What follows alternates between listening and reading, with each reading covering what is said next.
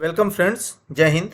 तो मैं आपको अभी आप न्यूज़ चैनल यूट्यूब कहीं भी देखो तो एक चीज़ बहुत जोरों से चर्चा में है कि प्रधानमंत्री जो पंजाब दौरे पर गए थे तो उनकी सिक्योरिटी में चूक हुई। ठीक है, कुछ सिक्योरिटी लैप्सेस हुई और ये बहुत सारा सवाल जवाब हो रहा है कि ये सिक्योरिटी लैप्स में किसकी गलती थी। क्या एनएसजी की गलती थी, सेंट्रल गवर्नमेंट की गलती है, या पंजाब पुलिस की गलती है, या पंजाब गवर्नमेंट की गलती है, क्या ये एक प्लान्ड एक्टिविटी था। तो ये बहुत सारे सवाल जवाब हो रहे हैं।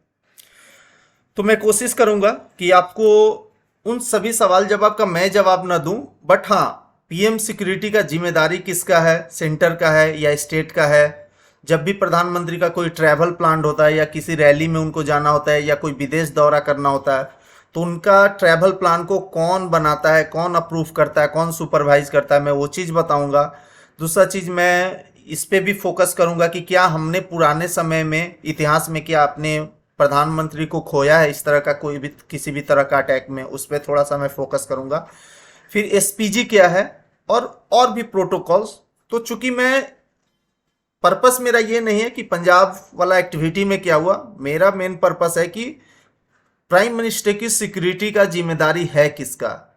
क्या सिर्फ सेंटर का या सेंटर स्टेट का मिला जुला, और कैसे है। चूंकि जब ये सवाल का जवाब आपको मिल जाएगा और आपको जानकारी हो जाएगी ना, तो आप खुद ही एक अनुमान लगा सकते हो कि किसकी गलती हुई होगी।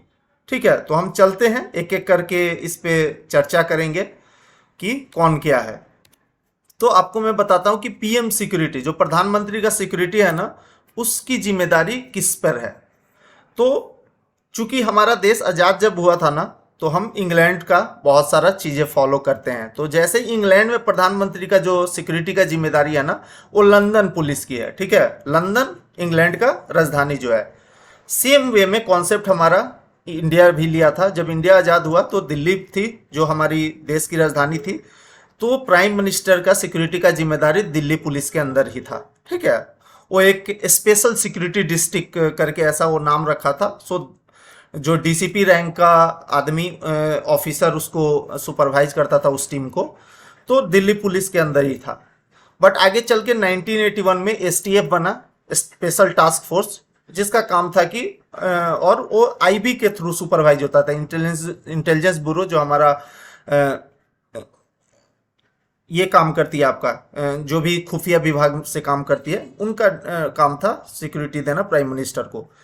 बट जब आपको पता होगा कि 1984 या उसके बाद जब इंदिरा गांधी का एसेसिनेशन हुआ ना, तो उसके बाद वो सिख दंगे के बाद, तो हमारा एक एसपीयू बना था, स्पेशल प्रोटेक्शन यूनिट, 1985 में। और उनको जिम्मेदारी दिया गया प्राइम मिनिस्टर का सुरक्षा को देखने के लिए। और उसी एसपीयू जो स्पेशल प्रोटेक्शन यूनिट था ना, उसका नामकरण कर दिया गया एसपीजी, बाद में स्पेशल प्रोटेक्शन ग्रुप, जो कि आपका एसपीजी एक्ट 1988 ऑफ पार्लियामेंट के थ्रू पास्ड है। और ये एसपीजी का काम है, आज के डेट में एसपीजी है जो प्राइम मिनिस्टर और उनके फैमिली का पूरा सिक्योरिटी का जिम्मेदारी है। तो अगर सीधा साधा एक सवाल पूछा जाए कि पीएम सिक्योरिटी की जिम्मेदारी किसकी है, तो एसपीजी की है। ओके, बट फिर आपको साथ साथ ये भी सवाल आना चाहिए आपके दिमाग में कि क्या एसपीजी अकेले सब कुछ कर सकती है। तो वाकई एसपीजी अकेले सब कुछ कर सकती है, बट उनको इनपुट कोऑर्डिनेशन मिलते रहता है। जैसे उनको आईबी से बहुत सारा इनपुट मिलता है। मान लीजिए अगर प्राइम मिनिस्टर के किसी स्टेट में विजिट है, तो उस स्टेट की जो इंटेलिजेंस ब्यूरो की टीम है वो पहले से एक्टिव रहती है, और क्या क्या वहां पर रिस्क है, थ्रेट है, वो सारा इनपुट एसपीजी को दे देती है। हाँ, फाइनल डिसीजन क्या करना है, कैसे करना है, वो हमेशा एसपीजी का ही होगा। बट उनको इनपुट स्टेट एडमिनिस्ट्रेशन से भी लेती है, स्टेट पुलिस से भी ली जाती है, और आईबी की जो टीम है उससे भी ली जाती है। बट फाइनल डिसीजन एसपीजी का होगा हमेशा। प्राइम मिनिस्टर कहाँ जा रहे हैं, कहाँ आ रहे हैं, ये सारा डिसीजन।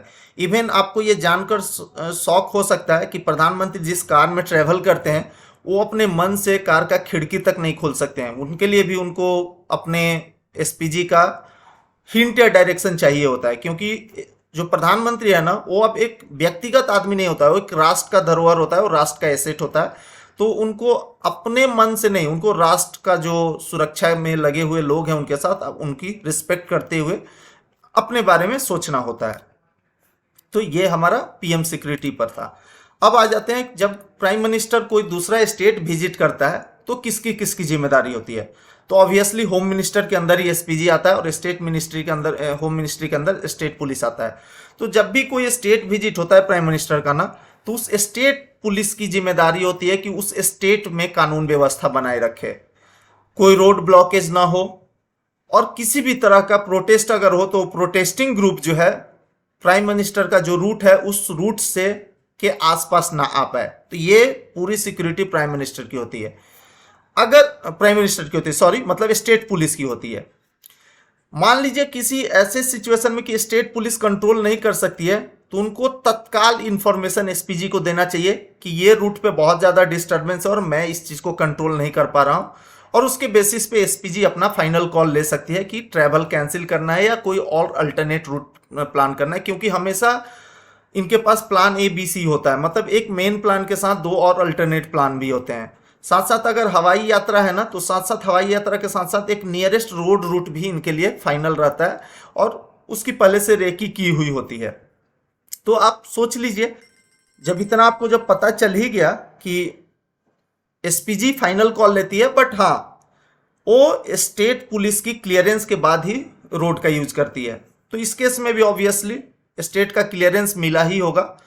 और हाँ, जब भी ये स्टेट में दौरा पर रहती है तो स्टेट पुलिस वो भी डायरेक्टली मॉनिटर्ड बाय डीजीपी, और बाय द वे किसी रीजन से डीजीपी नहीं है तो उनका जो उनसे नीचे वाले जूनियर ऑफिसर हैं डीजी, या वो लोग डायरेक्टली इसको मॉनिटर करते हैं, और very high officials are involve in this. तो ये स्टेट पुलिस की एक जिम्मेदारी होती है कि जब आपके स्टेट में पीएम विजिट कर रहे हैं तो आप उनकी सुरक्षा दें।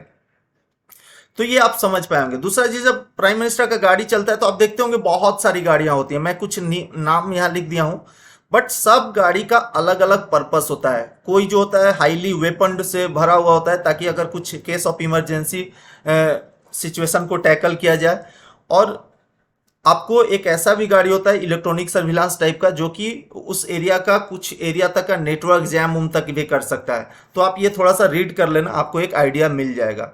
मैंने रखा है। दूसरा चीज, जो पहला गाड़ी आपको दिख रहा होगा 2 मर्सिडीज बेंज S615 है, ये रिसेंटली पीएम का कॉन्वॉय में ऐड किया गया जो कि 12 करोड़ का एक गाड़ी है।